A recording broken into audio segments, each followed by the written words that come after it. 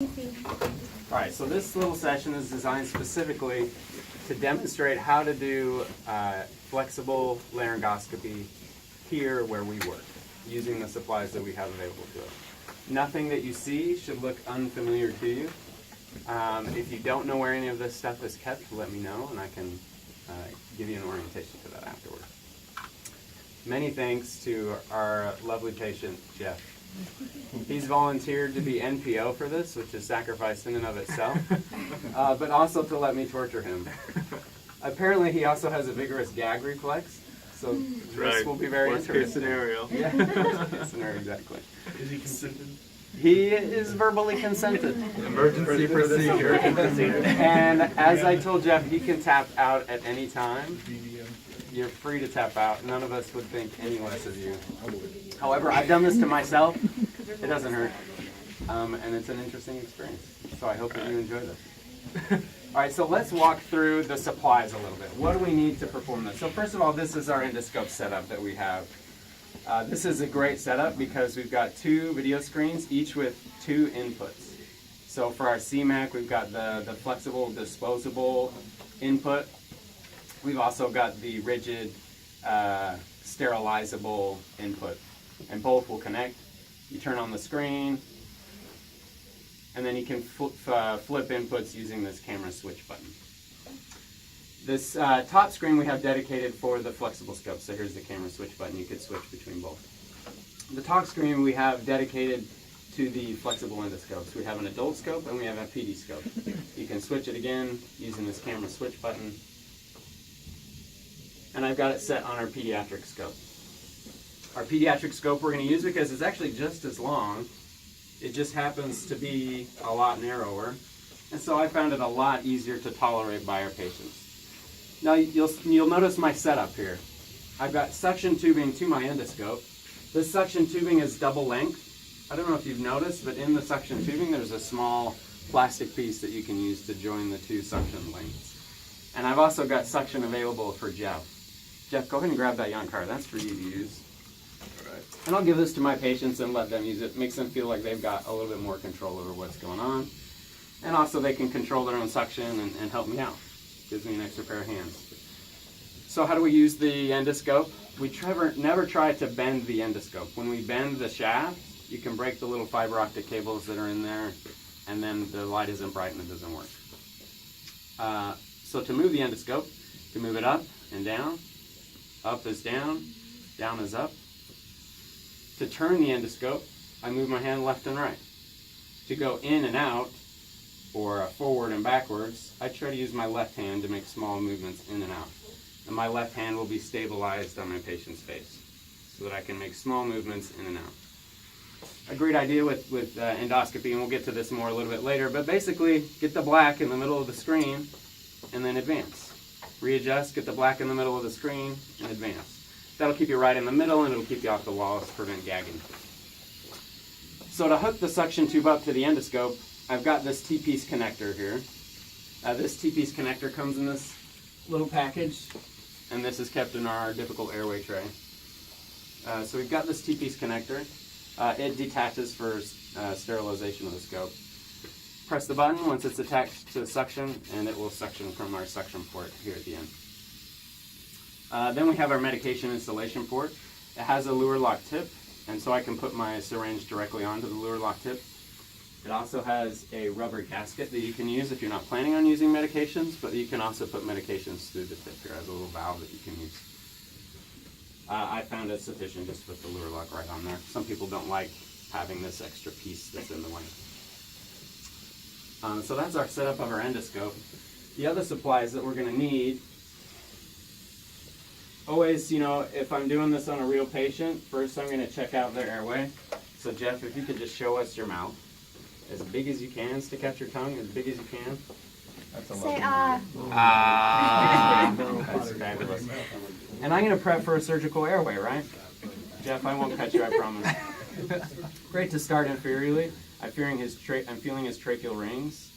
And the first bump I come to that's not trachea is the cricoid cartilage. And right above that is the cricofibroid membrane. and then to verify I have a bigger lump. Now, not everyone has this pronounced Adam's apple that Jeff has. Thank you for volunteering, Jeff.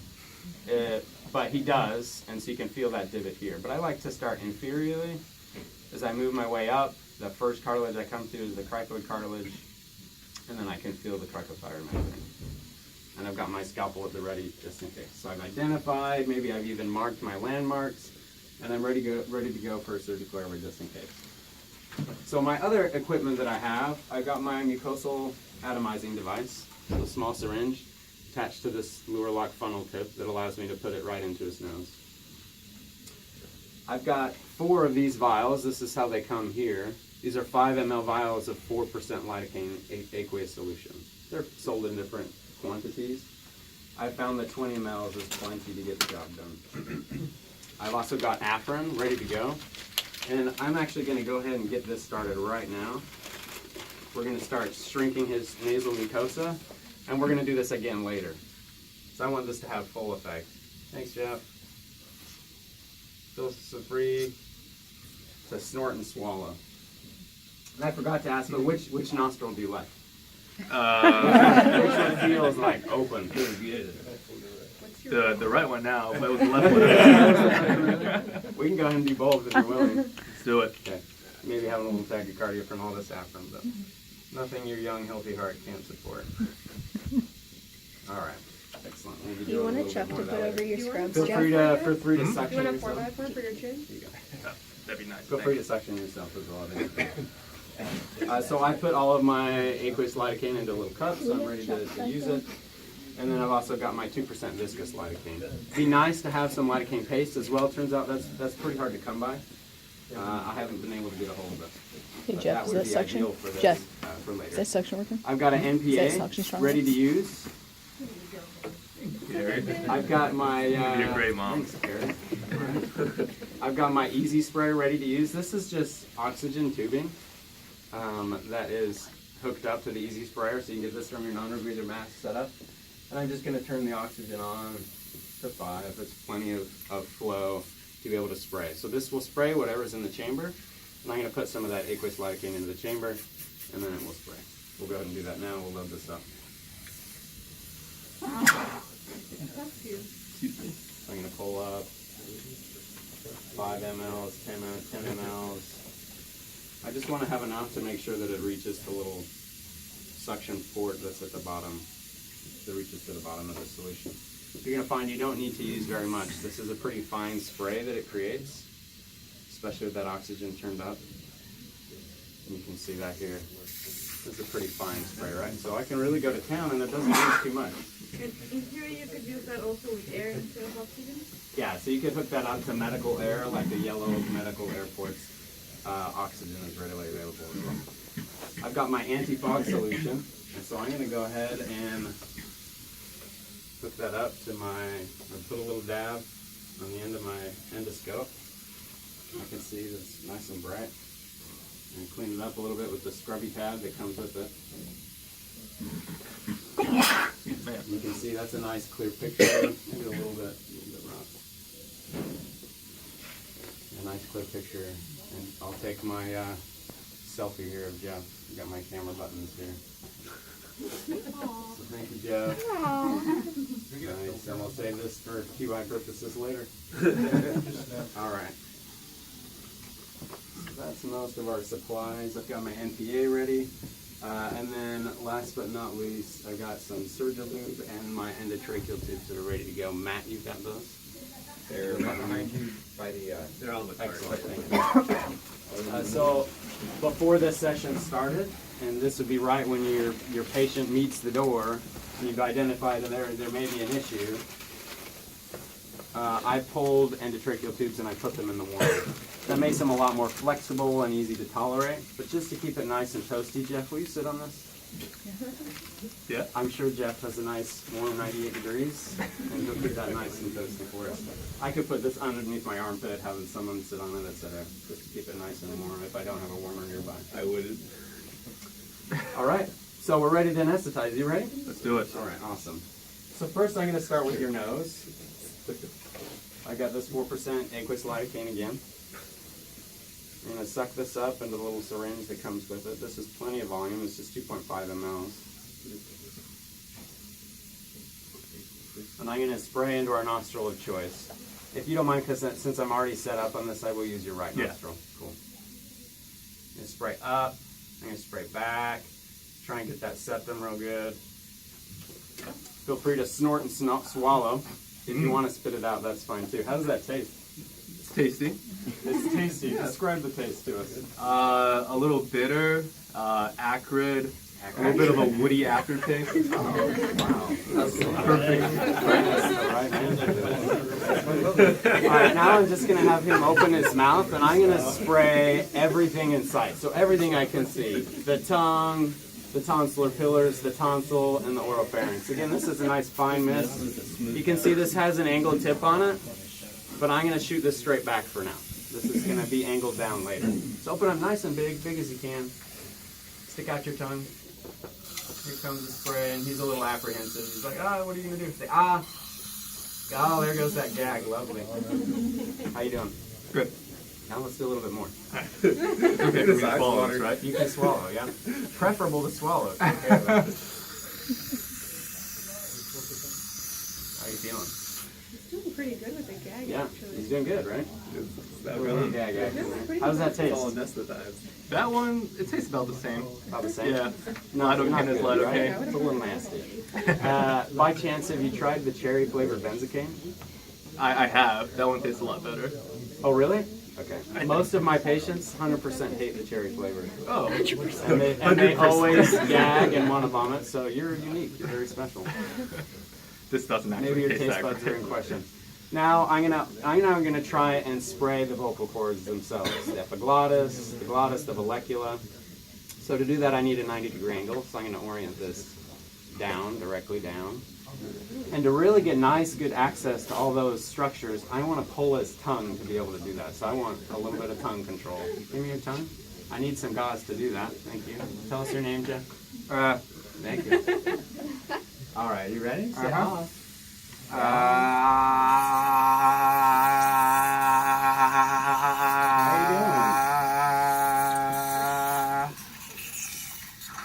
You can see I'm getting all the different angles. How was that?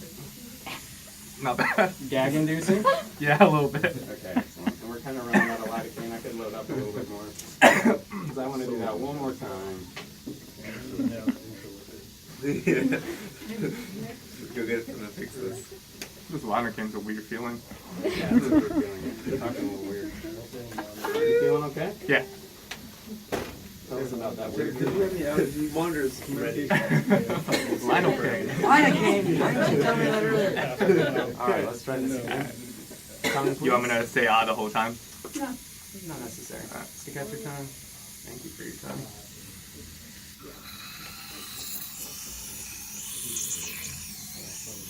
You doing okay? A little bit of stimulation back of the tongue there. You alright? You know you guys vocal You cords vomit? that time. No. Okay, excellent. Alright, now I'm going to get the nose ready to go again. Maybe just for good measure, we'll use just a little bit more aqueous lysine. Again on this right here. That was aqueous just now. But I'm going to use the viscous now as well. So, Jeff, basically I'm going to give you a booger.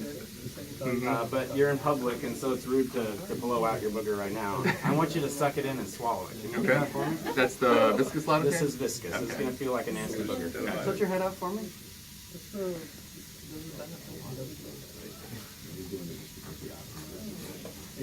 Snort and swallow for me. How's that feel? It's actually sort of hard to swallow now that my back in my mouth is numb. Do you feel short of breath at all? Mm-mm. It's not uncommon for people to feel short of breath while this is going on. Normally we have that sensation of air moving in and out. Are you feeling strange? Now I'm feeling a little short of breath. Okay. Yeah, usually we get like air. I feel like I can't talk. Can you wait? Yeah, we have air moving in and out over our trachea, over our larynx, and it's that sensation that's gone away. Your body's thinking, oh my gosh, I'm not breathing. All right, let's do after one more time just for good measure. Your heart's thinking, oh my god, I can't get that so good. Head up for me. Just a little bit. You help to get there you go. Yeah. You don't have to just stand up. Yeah. How you feeling? See over your head, don't You worry. can stand. Feel good? Yeah. Look at it. So I've got this NPA ready to go. I pre-sized it for Jeff. This is a size 28. It's a little small, but that's okay. This is just, again, to kind of lube the pad. I'm going to pull this out after we're done. You ready? Mm-hmm. So you notice I've got a flange here. I'm going to try and keep the leading edge, so that longer edge towards his septum. You can notice the orientation is wrong, so once I get to the back, I'm going to rotate it 90 degrees to get it oriented down. How you feeling? Feeling like a patient. How's that feel? Is that painful? A little bit on the septum. Let's try and get it away from the septum. I'm not traumatize you too much, my lovely volunteer. So we're going to do without the endotracheal tube because I don't think we're going to be able to pass it, but we could try and let's just see how you tolerate it. Is that sick? Oh yeah, you're sitting on it. Hiding my 6 out from it. So let's see how this does. But of course, you tap out at any moment. You just let me know if that's too uncomfortable. I'm going to be watching for tears, which we've already induced. All right, so I'm going to lube this up. Now, the FDA would say not to lube this up with lidocaine. The lidocaine, viscous lidocaine, just because it's been known to harden and cause obstruction. You don't want this to later be obstructed, especially because it's such a difficult airway to get in the first place. And getting this good and lubed up. These are nice endotracheal tubes because they have this blunted kind of curved tip. Alright, so this is good and lubed. Let's just see how you tolerate it. So again, I want my leading edge against this septum.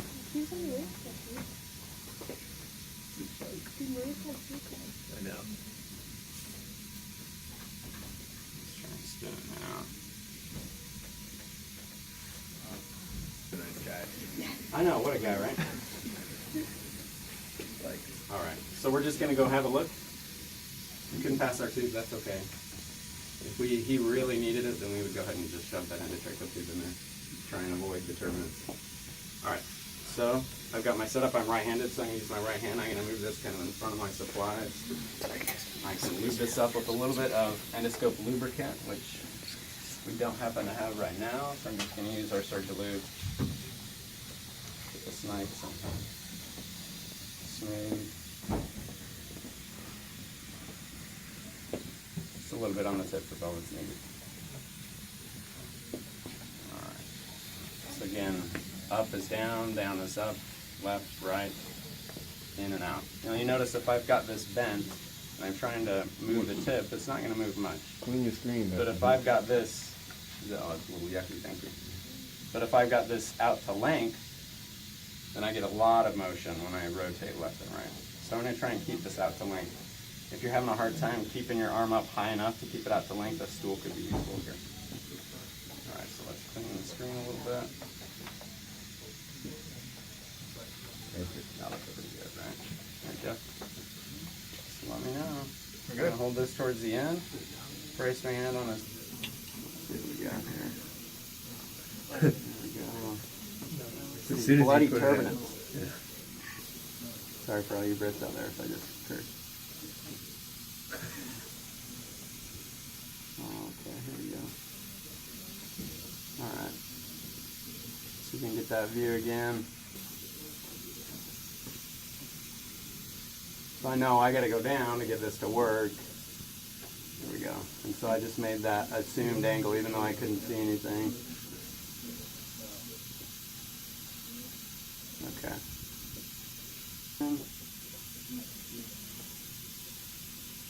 There's a better view. All right, Jeff, say E. E. Yeah, I love you, Dr. Jenks. love you, Dr. Jenks. All right, so let's see what we can do here. How you feeling, Jeff? All right, now someone push for me the medication. Thank you, Sherwin. How you feeling? Cough, cough. All right, good. Where'd we go? There we are. All right, now just relax a little bit. Oh, wow, that actually does burn. That hurt? You in pain? Not anymore. That's a good look. And so you can imagine, you know, I'd go right to that point and see how my patient's doing. See if I need to push ketamine at that point to get a little bit of cooperation. If I need to do through the cricothyroid membrane to get a little bit more anesthesia.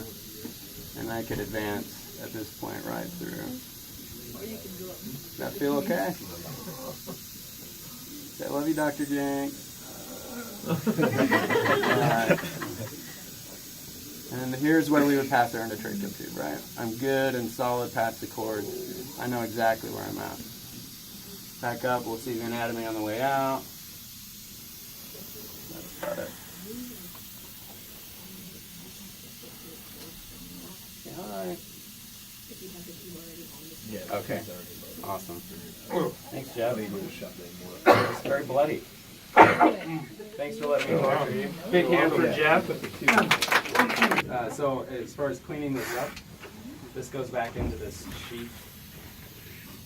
You can see this sheet says right now clean, but I'm actually going to change it over to dirty That's a good idea. because now it's dirty. Right?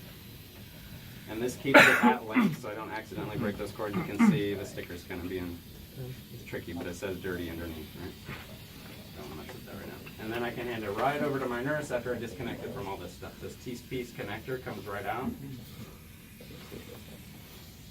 so that I don't accidentally send that to sterile processing. Of course, the medications come off as well. And it's unplugged right from the screen. Jeff, how was that experience? Honestly, not as bad as I thought.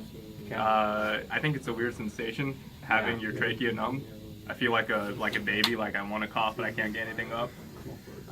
The most painful part was probably the nose. The nose. Well, I think once you got past the nose, like everything in the back of my airway, I didn't really feel it. Yeah, and that's pretty common. And something else I could do, you know, if I really wanted to intubate you, would be to go through the mouth. Mm-hmm. Since that nose is pretty tight. And you can see he's pretty well anesthetized in the back of the mouth. Like when I was tickling the base of his tongue and the vallecula, he didn't have much of a response to that. All right, let's answer questions. What questions do you guys have? What's the minimum size tube that you would? Yeah, great question. So in a female, I need about 26 centimeters to go from nose to vocal cords. Well, solidly below the vocal cords. In a male, I need about 28 centimeters. So I couldn't go smaller than a 6-0 tube. If you look at the endotracheal tube, it's right over there. But I've got other ones here. It's right over there. Yeah, I think he wants a bloody one. So here's a 7-0, goes up to 29 centimeters, but I've got this extra length here that I can deal with as well. So you can imagine a 6-0, here's a 6'5". I used a 6-0 already. That goes to 26 centimeters here. So he has to be pretty aggressive. So 28 centimeters here. You're right. So we're basically hubbing, but if I use a 6-0 and I hub it, then I should be able to reach. Now, ideally, I'm going to use the biggest endotracheal tube possible, right? Here's the 6-0. What is 6-0? So I'm going to use the biggest endotracheal tube possible. Here I started with a 6, just because I wanted to be nice to Jeff, and he didn't even tolerate the 6, right? So this is your 6-0. You can see 26 here. 28 would be to right here. So if I go that, that should reach it. Obviously, there's some anatomical variations here. And you would still be able to inflate the balloon with the 6-0? Right. The balloon wouldn't be like right at the vocal cord. There's going to be some anatomical variation, but right, it should be deep enough to be able to reach. And how far am I going to insert this? So ideally, you know, that you can see that tricky part is going from nose to viewing the cords. Ideally, I'm going to have something pre-inserted so that my scope goes in, and as soon as I come out, I'm looking right at cords. I'm looking right at it. And so it serves as a nice little channel to be able to get me to exactly where I want to go. And I'm going to insert this to 12 centimeters in females or 14 centimeters. So that's basically the first mark on this 6-0. 12 to 14 centimeters deep. And that's going to get me a perfect depth to be able to look right at the cord.